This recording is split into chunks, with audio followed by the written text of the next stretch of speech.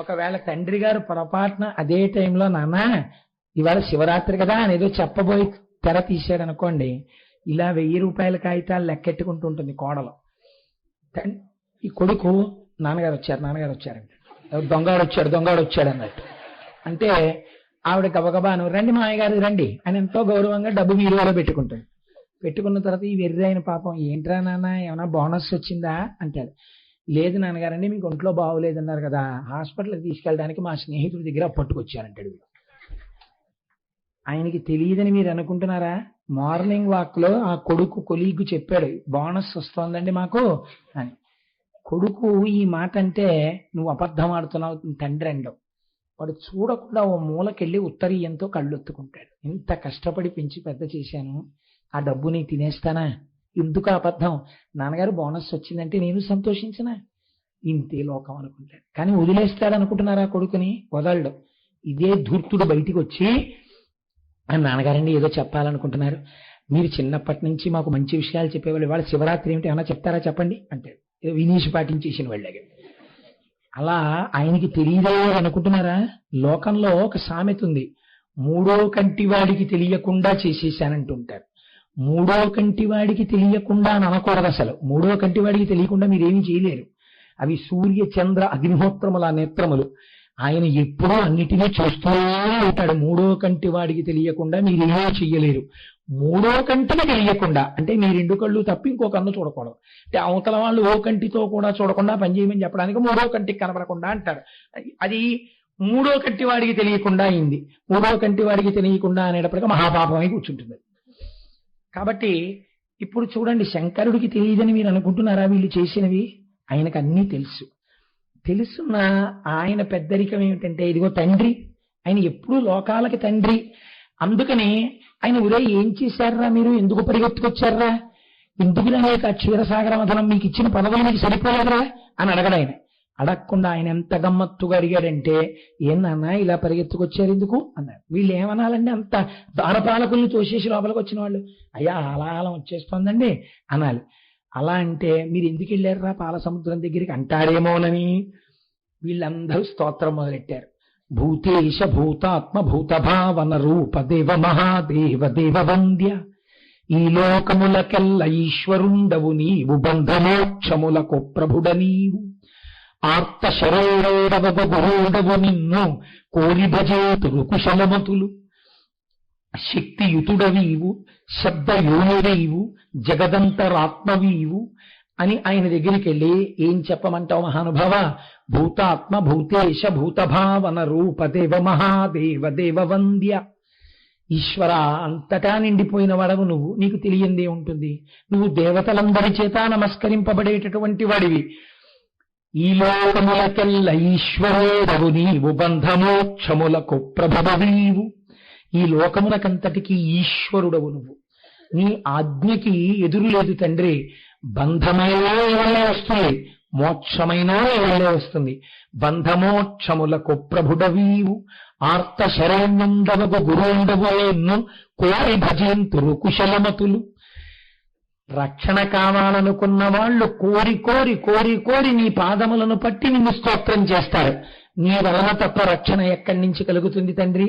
ఇవాల్టి రోజున మాకు కూడా ఒక ఆపద వచ్చింది. నువ్వు శక్తియుతుడవీవు, నీకు ఈ లోకంలో సాధించలేదనేది లేదు. ఎందుకని? ఆదిశక్తి నీ వామార్ధ భాగమునందు చేరి ఉంది. శక్తియుతుడవీవు శబ్దయావీవు జగదంతరాత్మవీవు. ఈ జగత్తుకంతటికి అంతరాత్మవి నువ్వే తండ్రి.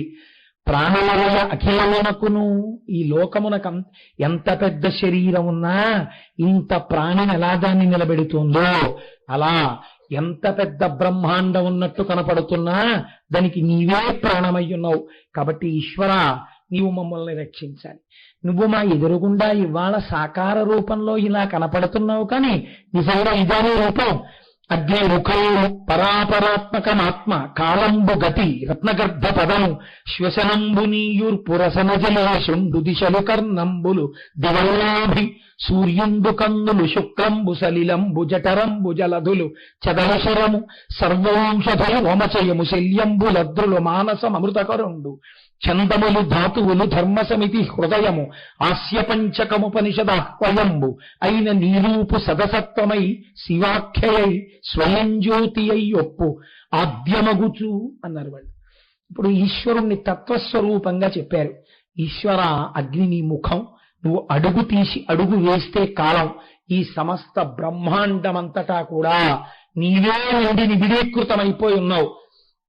ఉదయగ్రావము పానవట్టము అభిషేకో తత్రమాహంబు వార్ధి ధరీద్వాంతము ధూపధూమము జలద్దీప ప్రభారాశి కౌముది తారానివహంబులద్భుత సుమంబులుగా తమోదూత సఖ్యదమై సీత గభస్తి బింబ శివలింగం బొప్పే ప్రాచీదిశన్ అంటాడు కాళహస్తీశ్వర మహాత్యంలో దుర్గటి.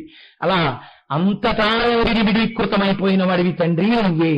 అటువంటి వాడివి మూడోస్తులకు ముముడలోకములకు మూడు కాలములకు మూలమగుచు భేదమగుచు తుదిక భేదమయ్యొప్పారు బ్రహ్మానగని విఫలమయ్యన.